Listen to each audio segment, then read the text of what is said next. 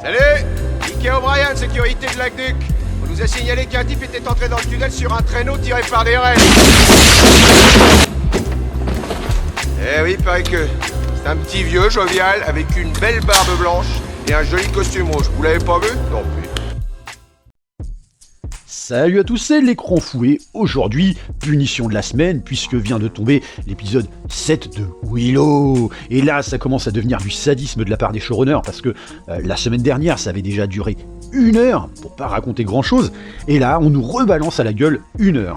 Alors, le principe du spoiler fou reste le même, donc pour les nouveaux arrivants, je vous renvoie au lien des précédents épisodes dans la description, histoire que vous vous familiarisiez avec le contexte des spoilers fous qui peut évidemment dérouter quand on arrive sans connaître le concept.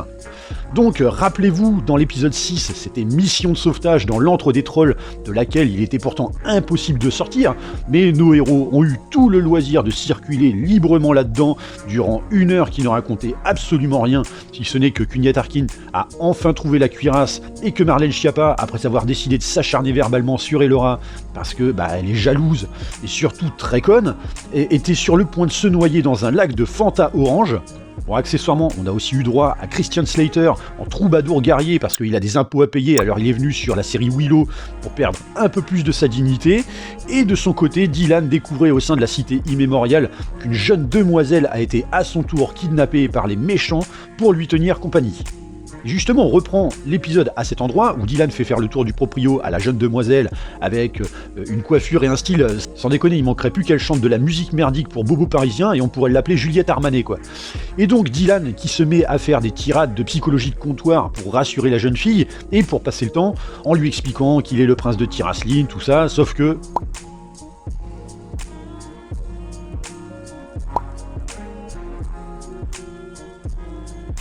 Quoi ? Non mais alors, c'est vraiment possible de faire pire en matière d'écriture woke que le personnage de Marlène Schiappa ? Le mec, en fait, il tente juste de te rassurer et t'expliquer le contexte dans lequel tu te trouves, et toi, t'es limite en train de porter plainte contre lui pour harcèlement comme une grosse féministe. Juste parce qu'il a voulu être gentil avec toi ? Oui, parce que, faut le savoir, pour les féministes extrémistes, un homme ne peut pas être gentil. S'il l'est, évidemment, c'est dans un but malveillant, voyons. Donc voilà, à peine 5 minutes qu'on a fait sa connaissance. Du coup, je l'appellerai pas Juliette Armanet, mais Juliette Armagnac, parce que tellement elle m'a saoulé à la vitesse de l'éclair, quoi. Et d'ailleurs, Dylan en a presque déjà marre d'elle et tente de se suicider par noyade dans l'abreuvoir de Fanta de la cité, et découvre que, au fond, sa frangine est en train de se noyer, alors que pourtant, justement, Marlène est en train de se noyer dans la rivière de Fanta, sous la montagne des trolls. Comment est-ce que c'est possible ? On n'en sait rien, et les scénaristes non plus. Malgré sa tentative de la sauver, il est coupé dans son élan, car finalement, Marlène Schiappa a été sauvée in extremis par Elora grâce à la magie qu'elle a acquis grâce au fait que le scénario en avait besoin. Donc Elora qu'on a bien envie de détester pour ne pas l'avoir laissé faire glouglou jusqu'à ce que mort s'en suive. Et nos héros de sortir au plus vite de la montagne sans que jamais plus ils ne soient inquiétés par les trolls. Voilà, pouf, ils ont disparu de l'histoire grâce à la magie des scénarios de merde. C'est génial, hein.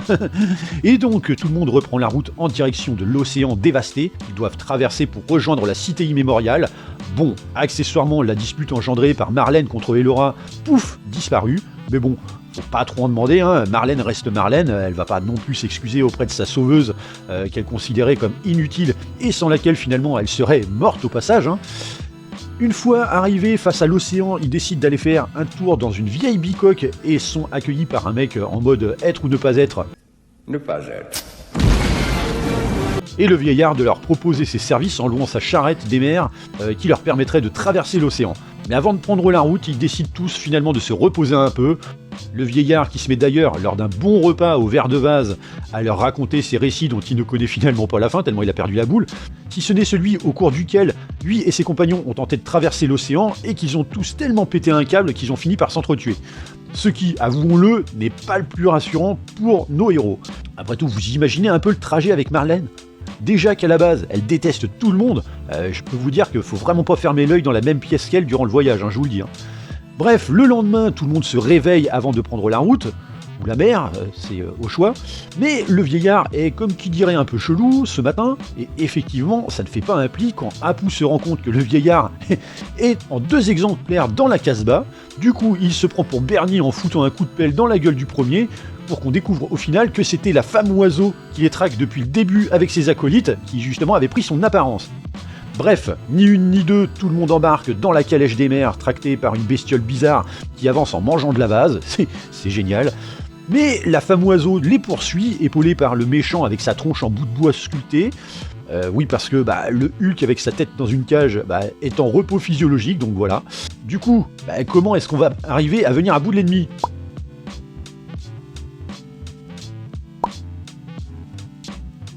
Ah mais oui, tiens, attends donc un peu. Peut-être que ce sera le bon moment une fois qu'ils t'auront buté, justement. Hein ? Non ? Tu crois pas ? Du coup, tandis que Marlène se prend une étoile de ninja dans le bras parce que l'ennemi ne s'est pas assez bien visé pour l'avoir directement en pleine tronche, c'est Cunette Arkin qui décide d'engager le combat à l'épée avec Pinocchio, donc l'homme avec la tronche en bout de bois, qui se fait éjecter du véhicule tandis que Apu se débarrasse de la femme oiseau, qu'il explose en un magnifique feu d'artifice grâce à un tour de magie. Pardon, un quoi ? Alors ça c'est nouveau, tu sais. Le mec il a jamais usé de magie depuis le début de la série, et là comme ça, pouf, il te sort une formule qu'il récite en gigotant sa flûte, et paf, fini le oiseau. C'est extraordinaire. Bref, comme tout le monde semble fatigué de cette mésaventure, il est temps de faire une pause, et... oh bah ça alors, ça tombe bien parce que justement, en plein milieu de cet océan de vase, pile quand ils ont besoin, il y a une petite île sablonneuse avec des palmiers et quelques carcasses de bateaux pour s'y couvrir. C'est extraordinaire le hasard. Du coup, Apu fait copain-copain avec la seule créature du secteur qui soit un minimum sympa, à savoir celle qui ne parle pas, donc le poisson mangeur de vase. Après, évidemment, on essaye de savoir comment c'est possible que justement il ait pu réussir l'exploit de délivrer un tour de magie afin de venir à bout de la femme oiseau. Et en fait, on découvre que finalement, tu prends un objet auquel tu tiens, tu penses très très fort à un truc à la con, et pouf, comme une envie de chier, tu arrives à faire des tours de magie. C'est extraordinaire. Pendant que derrière, Elora, elle doit faire un apprentissage et compagnie. C'est complètement n'importe quoi, hein, ce scénario. Bref, on va passer là-dessus. Pendant ce temps, Elora est soucieuse et se rend compte qu'elle doit apprendre la magie, parce que oui, elle est pas comme Apu, hein, c'est pas inné, c'est plutôt selon les besoins du scénario pour elle. Et c'est parti pour l'enseignement. Willow prend son bâton et Elora sa baguette. Et alors, vous vous souvenez, Willow, qui ne pouvait pas utiliser son bâton au début de la série, parce qu'il devait ménager sa magie pour le combat final, et qu'à chaque fois qu'il lançait un sort, il était à la limite de devoir poser un arrêt maladie. Et ben là, c'est bon, fini tout ça. Ça se rend coup pour coup toute la nuit sans que personne ne s'épuise, tu sais. T'as l'impression d'assister à un feu d'artifice du 14 juillet, c'est quand même fabuleux ce scénario qui pose des conditions à géométrie variable selon les besoins. Putain, mais là dans cet épisode c'est un folklore quoi. Et on a quoi ? On a regardé à peu près, je sais pas, 15-20 minutes ? Putain, sérieux, mais j'en ai marre quoi. Mais comment on peut être payé aussi cher pour écrire de telles merdes en piétinant nos doudous d'enfance ? Sérieux Disney, vous commencez à me casser les... Désolé, j'ai dû faire une pause pour me calmer un petit peu. Bref, où est-ce qu'on en était ? Ah oui, donc c'est de la merde. Et du coup, comme ça s'entraîne du côté des magiciens, Marlène se dit qu'il est temps qu'elle porte enfin un peu ses couilles, si, je suis sûr qu'elle en a, et donc demande à Jade de s'entraîner avec elle, et c'est parti pour s'échanger des coups d'épée sur une musique... Oh là là là là, non mais alors là... Putain, autant dans l'épisode précédent, ils nous ont terminé ça sur une musique des Beach Boys, là j'ai l'impression de regarder Elite quoi. Une musique d'ado s'il te plaît. Putain, non mais enfin c'est simple. À ce rythme là, le combat final dans le dernier épisode, ce sera sur du Nicki Minaj quoi. Donc franchement, excusez-moi,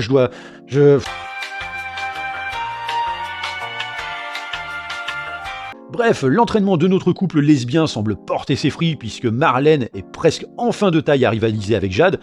Donc c'est bien, pour une fois qu'elle arrive à peu près à faire quelque chose de bien dans cette série. On sait bien, c'est une fois arrivé à l'avant-dernier épisode que ça arrive. Et alors c'est parti pour la bonne grosse dose de wokisme des familles, puisqu'on se dit je t'aime, on se galoche dans le sable avec le soleil couchant derrière. Putain mais c'est quoi le délire ? Dans 5 minutes elle baise ou quoi ? Non mais rigolez pas, ils en seraient vraiment capables en plus. Ah ouais, non là, c'est chaud. Et du côté des magiciens, Elora ne semble pas venir à bout de Willow, car visiblement elle n'anticipe pas son adversaire.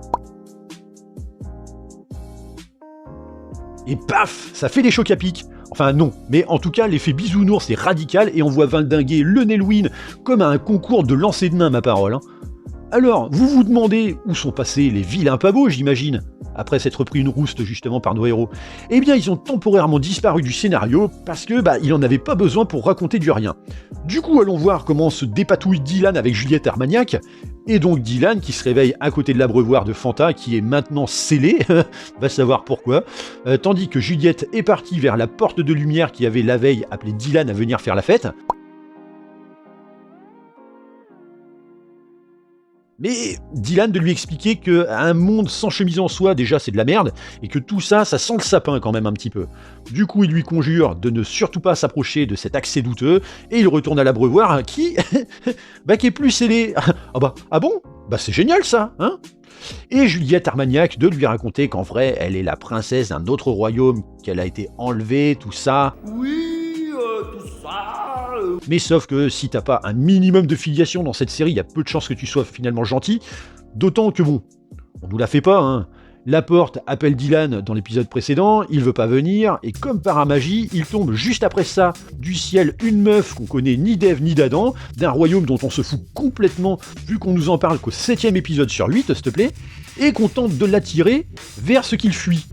Oh non, voyons, on va surtout pas s'imaginer qu'elle serait le fruit d'un piège tendu par la sorcière ancestrale pour le soudoyer, hein ? Non. Et puis tout d'un coup, la Juliette Armagnac, la v'là qui commence à débiter des conneries de jeunes rebelles, du genre que finalement, si elle a été capturée, c'est pas si mal, parce que de toute façon, dans son royaume, on l'a forcée à faire des trucs qu'elle voulait pas, comme par exemple faire son lit, sauf que quand on pue le féminisme à 100 bornes dans un royaume d'heroic fantasy qui sent le patriarcat, faut évidemment que tu t'affirmes, et non, franchement, j'en ai marre. Enfin bref, pour prôner sa liberté, qu'est-ce qu'elle fait, la Juliette Armagnac ? Elle se jette sur la bouche de Dylan. Quoi ? Mais putain, il y a 1 heure, t'allais lui coller un procès, bordel. Oh, mais sérieux, mais merde, j'en ai plein le...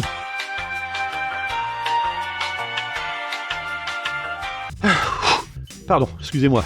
Bref, Dylan a finalement un peu d'honneur et explique que il a une boulangère qui l'attend, tout ça, et Juliette Armagnac de lui expliquer qu'en vrai, elle sait comment faire pour qu'il rentre chez lui, parce que en vrai, elle est là depuis bien plus longtemps que lui.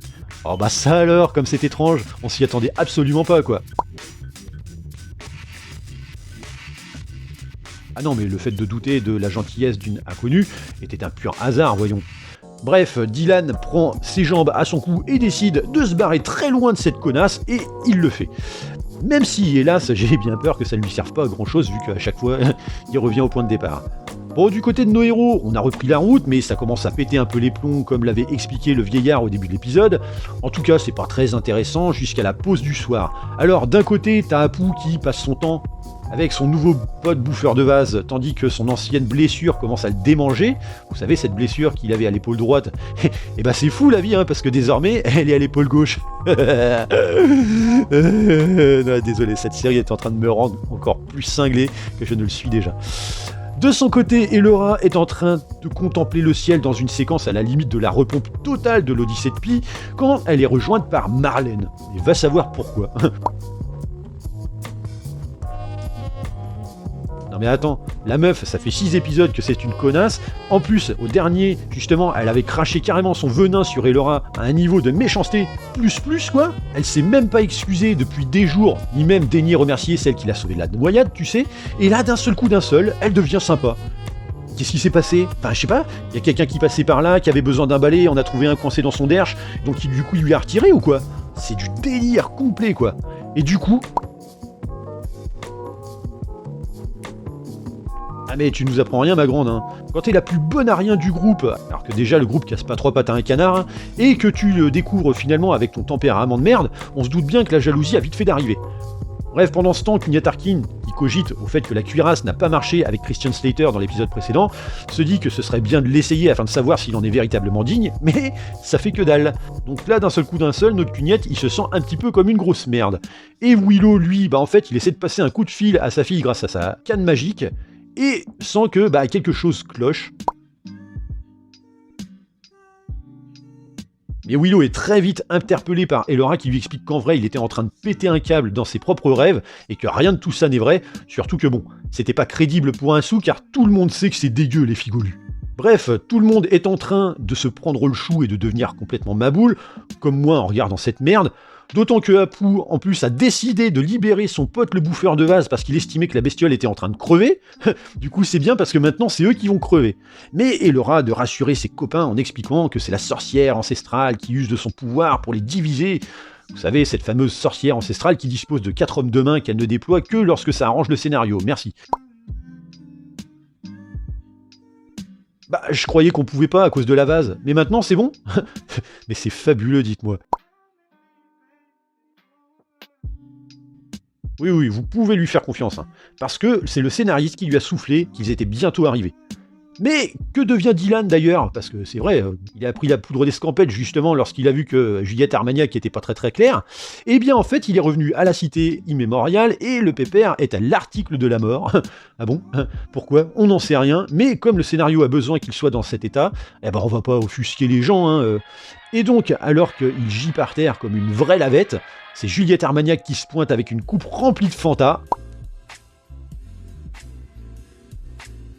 Et comme visiblement Dylan adore ça, il se jette sur la coupe pour tout engloutir et se met à céder à la volonté de Juliette Armagnac. Nos héros, de leur côté, ayant repris la route, sont totalement désespérés. Ça se raccroche au peu d'espoir qu'ils ont à leur disposition, c'est-à-dire bien plus que nous à avoir une bonne série, et Apu de déclarer son amour à Elora, tout ça, quand soudain, il se retrouve face à une falaise. Et tandis que certains pensent déjà faire demi-tour, car oui, Elora sait comment toute cette merde s'achève, car elle est atteinte du syndrome du mentaliste. Non, en vrai, elle a eu une vision quand elle a failli justement être bannie de ce monde dans le château de Nockmaar, et donc elle sait qu'à la fin, normalement, elle va mourir. Et ben c'est Willow qui ne peut que valider les propos de son apprenti, étant donné qu'il a déjà eu cette vision. Sauf que malgré l'insistance d'Elora à vouloir toujours y aller, personne ne veut l'accompagner, et en même temps, faudrait être con pour lui dire « Bon, allez, ok, allons exaucer ta destinée à savoir de crever ». Enfin, je sais pas, moi j'appelle ça des gens bienveillants. Sauf Marlène, qui s'est trouvé du courage, qui était planqué derrière les fagots, et qui décide finalement d'accompagner Elora parce que tu comprends. Tiens, attrapez-moi ce bisounours. Ah ouais, non, mais là, maintenant, il n'y a plus que ça. Et donc, qu'est-ce qu'elle décide de faire? Eh ben, se jeter dans le vide de la falaise sous les yeux de leurs potes. Et là, la chute, elle dure à peu près, je sais pas moi, 10 secondes, ce qui doit représenter facile une bonne centaine de mètres qui serait normalement mortelle, même en tombant dans l'eau. Mais bon, on va pas chipoter sur la cohérence maintenant, hein. Ça fait déjà 6 épisodes qu'on savait qu'il y en aurait pas. Et donc, en bas de cette chute se trouve effectivement la cité immémoriale. Et voilà que nos héroïnes y entrent, et dans une ville en ruine qui fait, je sais pas, peut-être des centaines de kilomètres carrés, elles tombent nez à nez avec ce qu'il reste de Dylan, puisque il est désormais fagoté comme un archer via une combinaison noire pour dire que oulala, maintenant il est méchant, avec une coiffure de méchant, tout ça. Bref, tout ce qu'on sait nous, c'est que Dylan n'aurait jamais pu troquer sa chemise à fleurs pour ça. Autrement dit, Dylan n'est plus, dorénavant il sera Brandon. Et fin de l'épisode. Bon, donc, on a bien compris que là, en gros, Marlène va devoir affronter son frangin, tandis que Elora va devoir affronter son mec. Donc vous la sentez, la tragédie à venir? Bon, accessoirement, on ne sait toujours pas, et d'ailleurs c'est quand même moche, au bout de 7 épisodes sur 8, pourquoi ça s'appelle Willow comme série, puisque le mec est toujours relégué au 3e plan, hein. Bref, plus qu'un épisode, et après ça, je suis bon pour me faire interner. Voilà, en attendant, je vais aller prendre mon Prozac, et je m'arrête là dans l'attente du final. Pour le jeu de la réplique, c'était sur la review spoiler fou justement de l'épisode 6 de Willow. Il fallait trouver la cave se rebiffe, sorti en 1961 et réalisé par Gilles Grangier. Comme d'habitude, je vous laisse vous défouler dans les commentaires. Et pensez aussi à liker et partager cette vidéo pour pouvoir contribuer à mon effort de guerre dans la domination du monde et lutter contre le wokisme. Surtout, n'oubliez pas aussi de vous abonner à la chaîne. Et si vous avez Twitter, sachez que je suis également dispo là-bas. Et on se retrouve très prochainement pour une prochaine vidéo. Bye!